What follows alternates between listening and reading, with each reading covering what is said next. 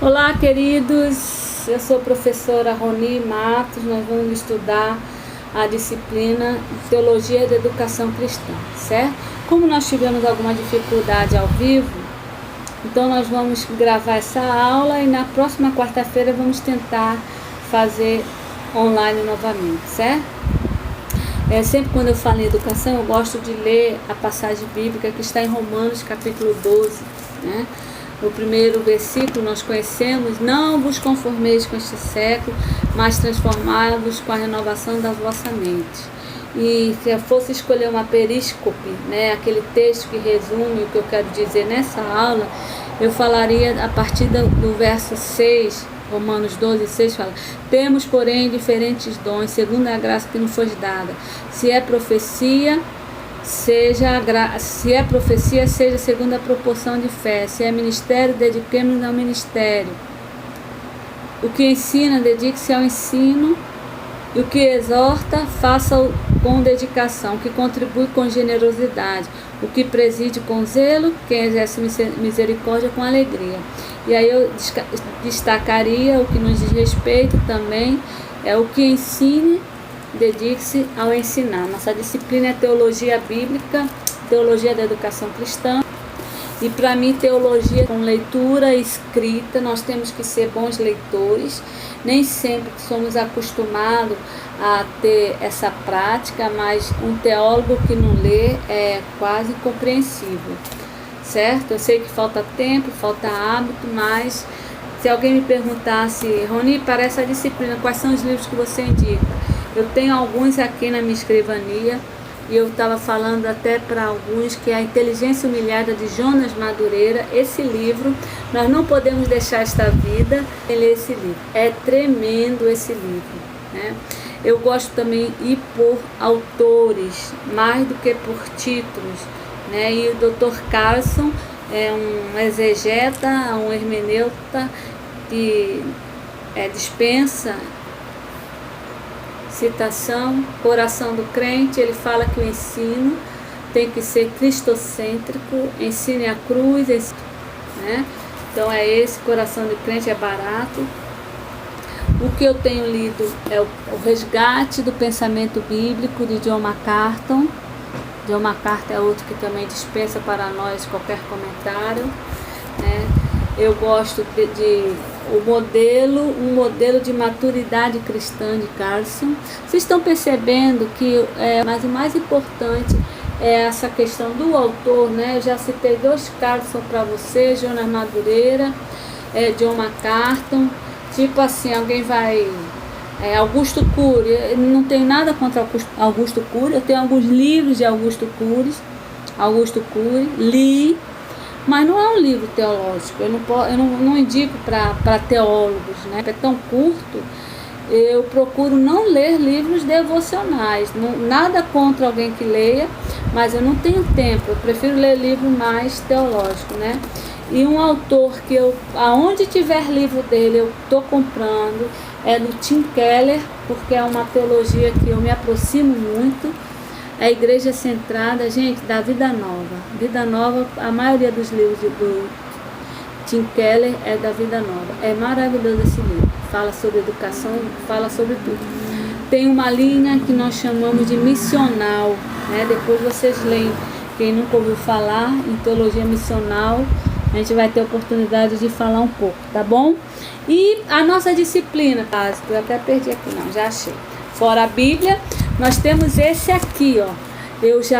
Todos aqui, ó, são 13 capítulos, Teologia da Educação Cristã, de Cláudio Honor de Andrade. Eu não consegui em PDF, mas é um livro que vale a pena comprar, né? E tem o livro também de Edson Pereira Lopes, de Fundamentos da Teologia da Educação Cristã. Eu vou ver se eu consigo passar para você em PDF, tá bom? Então isso seria a nossa bibliografia. Nós vamos ter 10 encontros, 10 aulinhas baseadas mais ou menos assim, né, de discussão, de debate. Essa primeira aula não foi possível online, mas eu peço a vocês que qualquer dúvida, qualquer crítica, me deem um retorno também, tá bom? A teologia da educação cristã. A nossa metodologia vai ser quarentena por enquanto essa, em aulas, debate. Eu vou querer que vocês façam um seminário.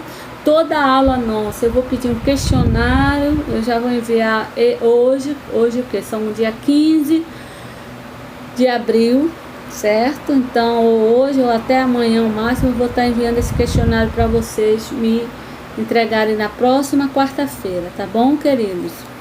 E nós vamos ter um seminário e uma avaliaçãozinha. Nós vamos começar com o primeiro capítulo deste livro, né?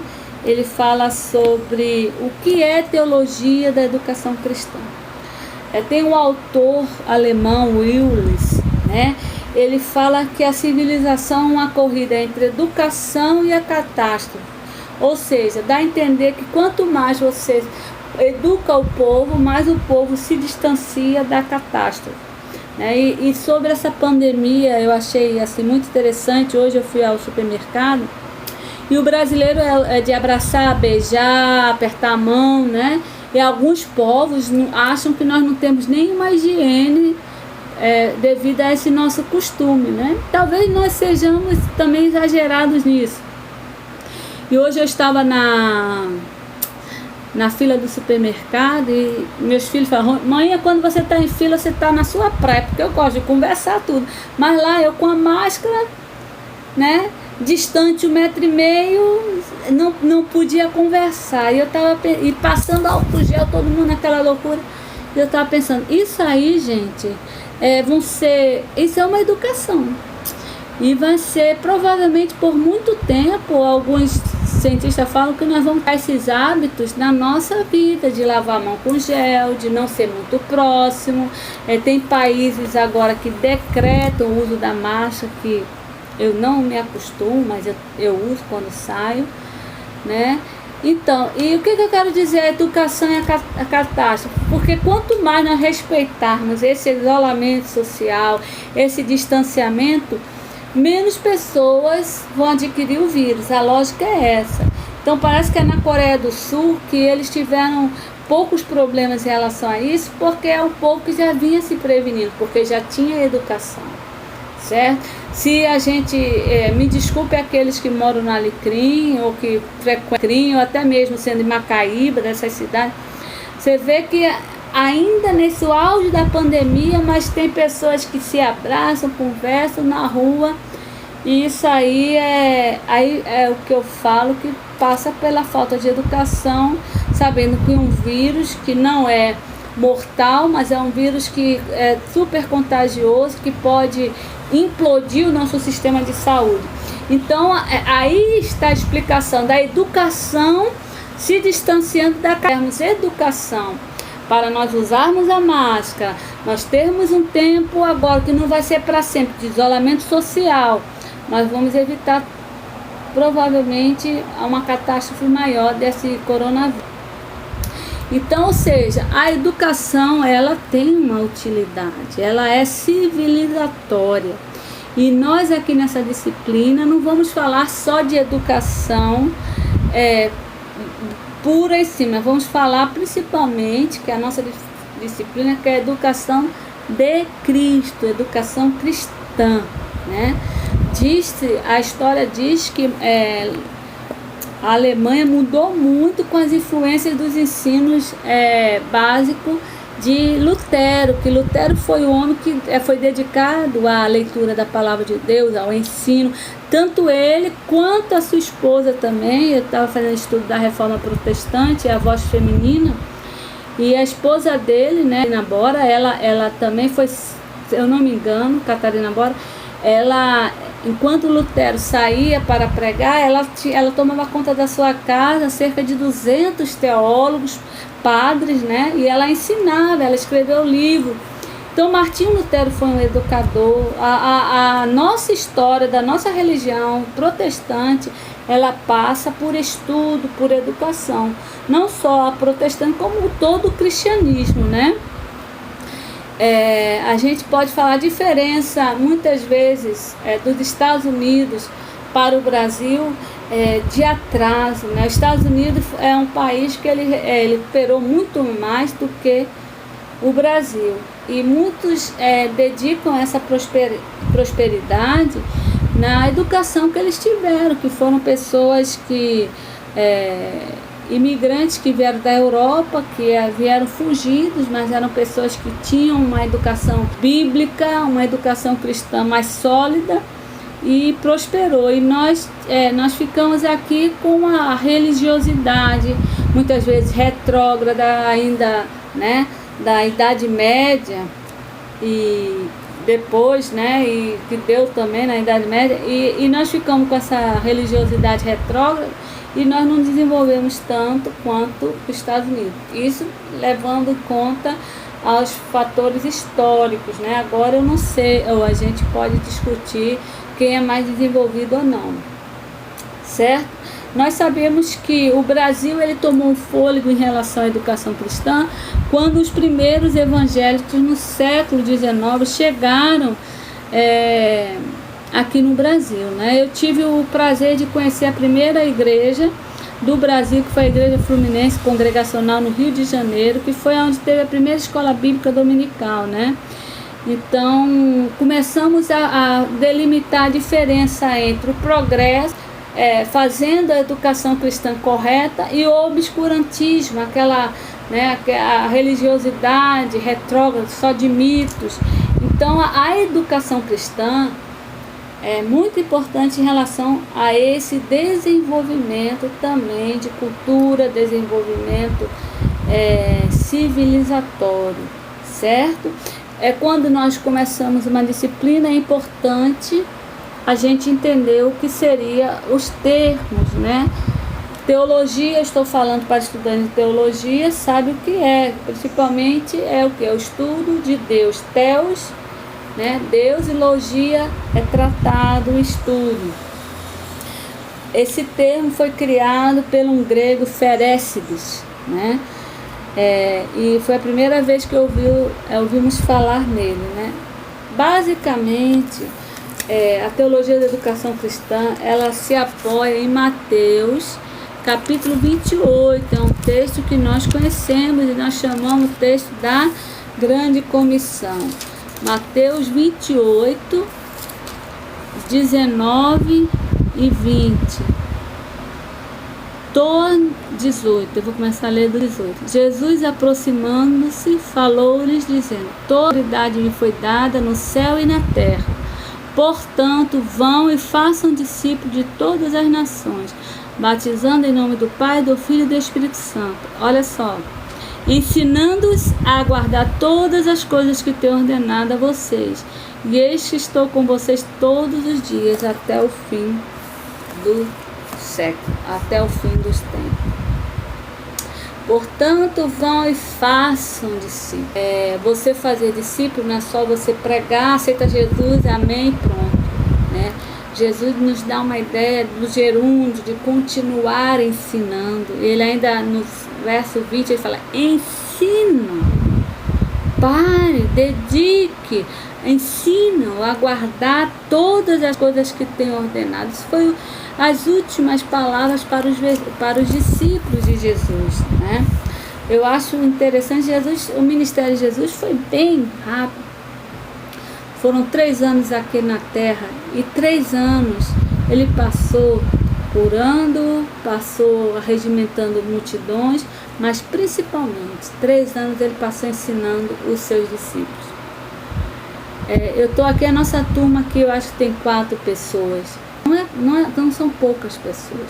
Quando você ensina um discípulo, quando você dá atenção a alguém, você está envolvendo a família daquela pessoa, como a pessoa, a cidade, certo? Então isso é muito importante. Então teologia é o estudo de Deus, que nós já sabemos, né? Educação, a nossa disciplina é teologia da educação cristã. Educação vem do latim educatiore, né? Educar quer dizer extrair, desenvolver, transformar. Olha que coisa tremenda, né? A educação, ela é muito complexa, não é só aquilo que eu estou falando, mas modifica a vida da pessoa. Não é só teoria, né? É como alimentação, quando nós temos vida, quando eu sou professora de biologia, a gente diferencia bio de zoe. Bio é a vida material, é a vida fisiológica. O que você precisa nessa bios da sua vida? Nutrição, exercício físico, vitaminas, água, certo? E a zoe já é uma vida social e trazendo para a teologia uma vida espiritual. Então, quem é que vai nutrir a zoe, né, para termos um desenvolvimento completo humano? Vai ser a educação cristã, certo? Quando a gente fala educação cristã, nós não estamos falando de ditar leis, ditar regras. Primeiro que nós estamos na dispensação da graça do Senhor. Em Ezequiel fala que Deus retirará do nosso coração de pedra, aquele coração que precisava estar escrito a lei, decorar a lei, e colocar coração de carne, coração que é sensível à palavra de Deus. Então a educação passa por este processo de transformar o coração de pedra em coração de carne, né? A base da educação cristã é Mateus 28, e nós também temos Atos, né, 1:8. Não cabe a vocês conhecer tempo ou épocas que o Pai fixou pela sua própria autoridade, mas vocês receberão poder ao descer sobre vós o Espírito Santo. Sereis minhas testemunhas, tanto em Jerusalém como em toda a Judéia, Samaria, até os confins da terra. Então nós recebemos a palavra de Deus, recebemos o Espírito Santo, são ferramentas, são capacidades que vão nos levar a testemunhar do amor de Deus, do Evangelho, que é a boa notícia. Então a teologia da educação cristã é uma ferramenta para a evangelização também, né? Colossenses 1:28, a carta de Paulo aos Colossenses, ele vai nos dizer agora que a instrução do ser humano no conhecimento divino, que Paulo é outro que nos estimulou a isso, tanto Jesus como Lucas em Atos 1, para continuar a fazer como testemunha, e Paulo em Colossenses capítulo 1:28, ele fala: este Cristo nós anunciamos, advertindo a todos, ensinando a cada um em toda sabedoria, a fim de que apresentemos cada pessoa perfeita em Cristo. E para esse fim que eu me empenho, esforçando-me o mais possível, segundo o poder de Cristo que opera poderosamente em todos. Você entendeu? Aí agora a gente já entra nos objetivos da educação cristã, né? O objetivo que Paulo fala: desenvolver em vós a sabedoria, buscar a perfeição, né? Essa palavra perfeição vem do grego teleios, que é alcançar o ponto de dar fruto. E a Bíblia, embora nós da igreja às vezes passamos algumas distorções, como se aceitou a Jesus, foi batizado com o Espírito Santo, ou foi batizado nas águas, já está pronto. O que nós entendemos da palavra de Deus, que há sempre um processo, que nós conheçamos e prossigamos em conhecer ao Senhor, né? De fé em fé, de glória em glória. Então há sempre um processo de crescimento, e é o que Paulo fala, né? Que eu estou com vocês até que vocês alcancem a perfeição. Segundo Timóteo, segunda carta de Paulo a Timóteo, capítulo 3, versos 16 e 17.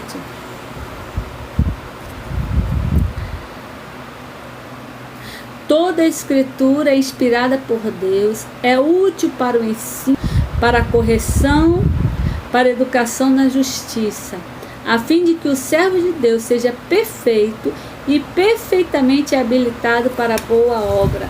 Paulo estava falando assim, a fim que eles estejam prontos para dar frutos, né?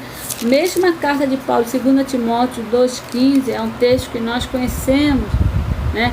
Procure apresentar-te a Deus aprovado, como obreiro que não tem do que se envergonhar, que maneja bem a palavra da verdade. Amados, quando eu me converti, eu recebi a minha Bíblia. Eu gosto de Bíblia, e quando eu gosto de Bíblias grandes, né? E quando eu me converti, eu recebi uma Bíblia que era maior que essa, preta. E eu ficava com vergonha. Primeiro dia, como é que eu vou chegar na minha rua e entrar com esse livro, né? Eu tinha 13 anos. E aí na hora eu falei, se Deus me deu esse livro, e Deus me levou, na minha pouca sabedoria, mas Deus me levou a fazer um voto com Ele, que eu não passaria nenhum dia sem ler essa Bíblia, né? Então é o que a palavra de Deus, por apresentar-te a Deus, que maneja bem a palavra da verdade. Não adianta nós, como líderes, como pastores da igreja, por isso que eu estou falando de educação cristã, nós conhecermos filosofias, sociologias, antropologias, teorias, mas nós não conhecermos o texto bíblico. Para mim, o principal da teologia cristã, lógico, é conhecer a Bíblia Sagrada, certo? Então, os objetivos, nós falamos sobre o que é teologia, o que é educação. O objetivo é instruir, né? É o ser humano no conhecimento divino, é fazer com que o ser humano busque a perfeição, né? E a preparação dos obreiros, né? É uma ferramenta, a educação cristã é uma ferramenta que precisa ser valorizada na igreja, certo? Nós não podemos passar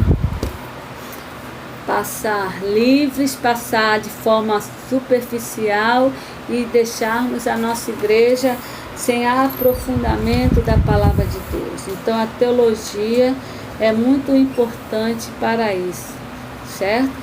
Aqui, Cláudio Honor de Andrade, na página 16, ela fala assim: é a ciência teológica que tem por objetivo fundamentar biblicamente o magistério eclesiástico, ordenando sistematicamente suas conclusões. Então, teologia é a ciência que ela vai fundamentar o ensino da igreja, né? Isso é muito importante. E quais seriam as fontes da teologia cristã? Primeiro, o texto sagrado. É imprescindível aquele que ensina não conhecer o texto sagrado, não conhecer a Bíblia. Precisamos ler a Bíblia todos os dias.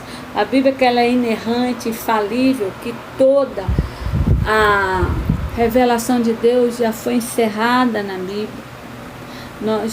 Nós temos agora uma iluminação, quando lemos a Bíblia, ilumina, mas tanto a inspiração como a revelação para a teologia foi encerrada no cânon sagrado, de Gênesis e Apocalipse, certo?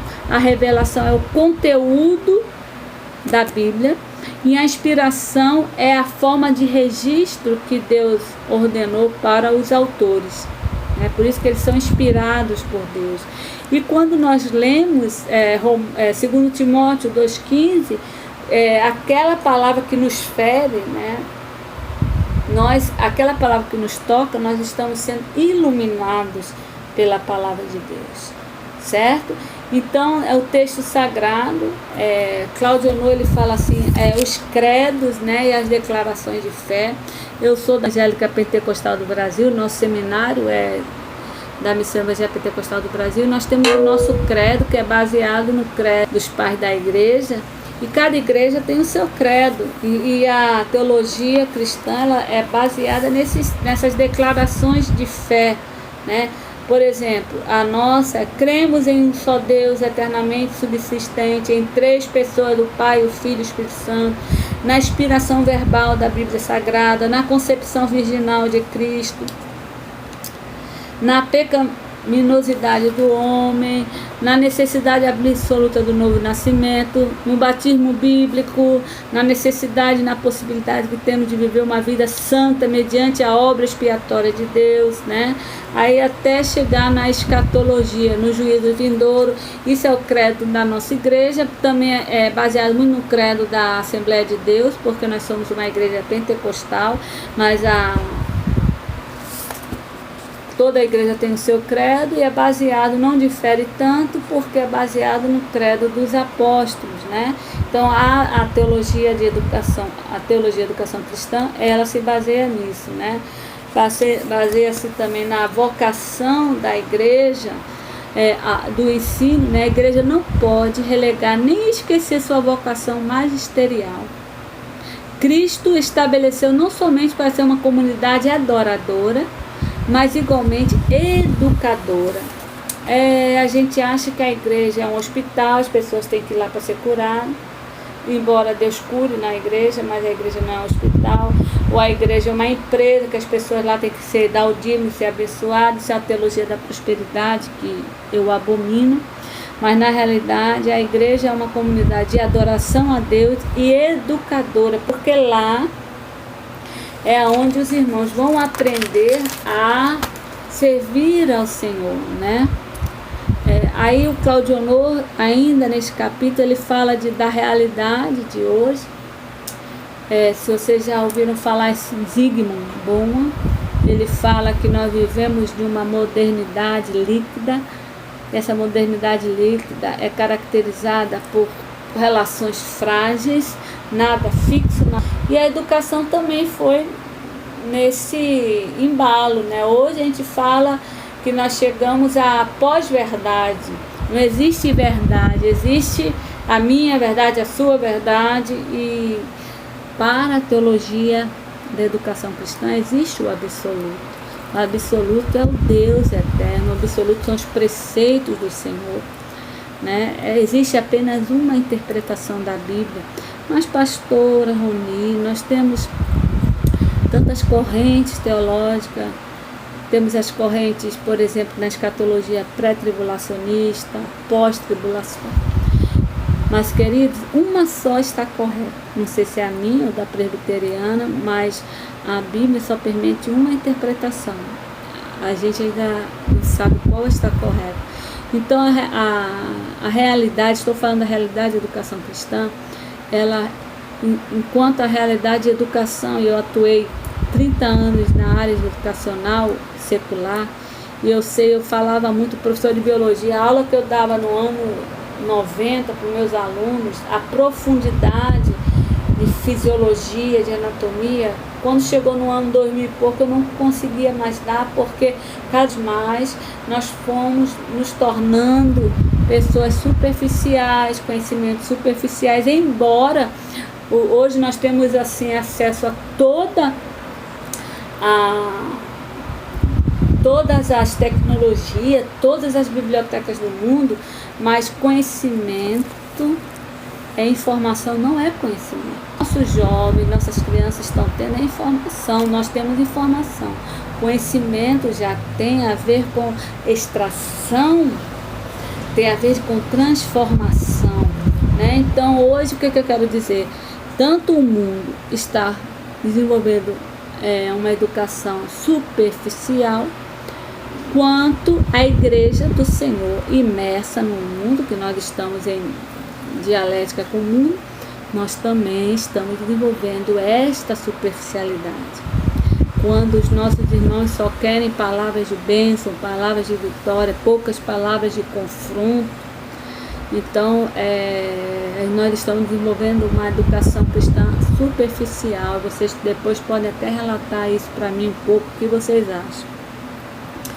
E a utilidade da educação cristã é não só mostrar o correto, mas fazer a aplicação, né? E agora eu quero entrar na parte final da nossa aula, que é sobre o mandato educacional da igreja, né? O que é esse mandato educacional da igreja, né? Nós falamos que Israel foi do povo de Deus, e a função de Israel era uma função centrípeta, de fora para dentro. Israel tinha um templo e as nações deveriam chegar a esse templo para adorar a Deus. Mas o Senhor, o novo Israel de Deus, a igreja do Senhor, mudou isso. Quando Jesus fala, ide e pregai, ide e ensinai. Ou seja, a igreja agora sai do centro e vai para a periferia, né? É a igreja que vai atrás para ensinar, para educar. Então, Claudio Honor Andrade, ele nos relata isso, a questão do mandato educacional da igreja, né? Como é que você vai educar? Educar através da proclamação do Evangelho, né? É uma ordem divina, nós já lemos Mateus 28, né? Então e existem várias versões desse mandato magisterial. Magisterial vem do magistério, vem de ensino, né? Então você pode ler em Mateus 28, que nós já lemos, o mandato, a versão de Mateus, Marcos 16, né? Você pode abrir e você vê como Deus, é tão importante a educação, que Deus deixou vários homens registrarem isso. Mateus 16, 15 a 18.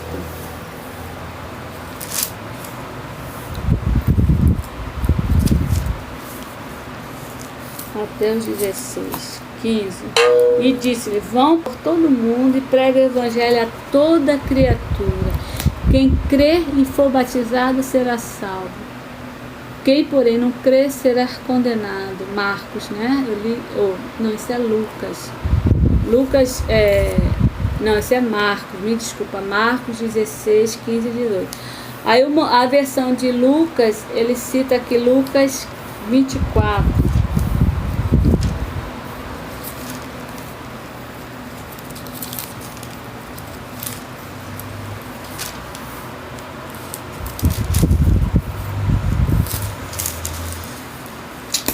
Lucas 24, 44.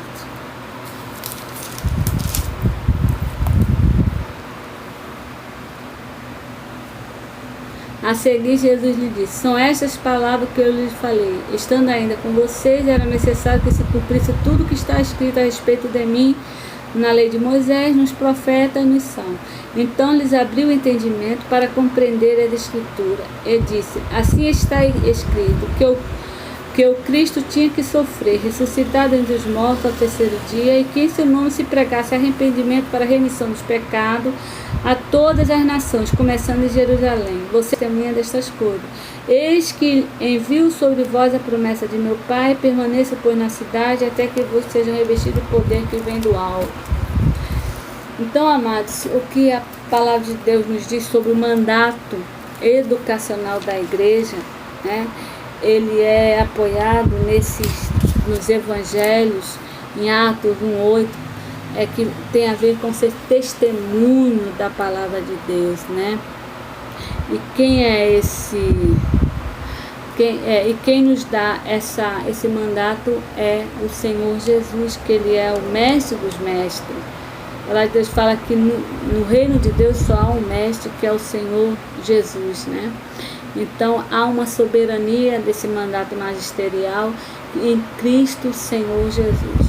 Eu espero que tenhamos despertado a vontade de ler sobre a teologia da educação cristã. Essa primeira aula eu programei para isso, a gente conversar um pouco sobre alguns termos, algumas realidades da nossa educação cristã e terminar com a reflexão sobre o mandato educacional da igreja. Tá bom, querido? Que Deus abençoe vocês. Na próxima aula, eu vou ver a data aqui, onde estamos, 15, dia 22 de abril, nós teremos a nossa próxima aula e vamos ver se vamos tentar fazer online. Quem não tentou, tem alguns que ainda não conseguiram tentar, mas vamos ver se fazemos online essa aula, tá bom? Responda o questionário. Um abraço, um beijo, que Deus continue nos abençoando, em nome de Jesus.